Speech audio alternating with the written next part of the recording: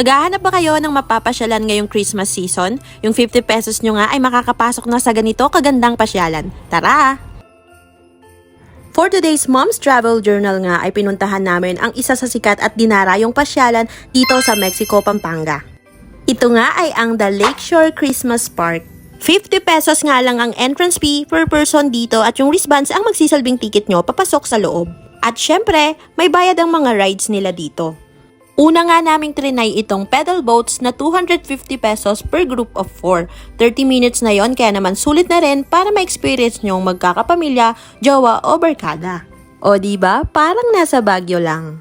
Para sa akin, mas maganda talaga pumunta rito kapag gabi na para naman hindi mainit kapag naglalakad-lakad kayo at para makita nyo na rin yung mga pailaw nila.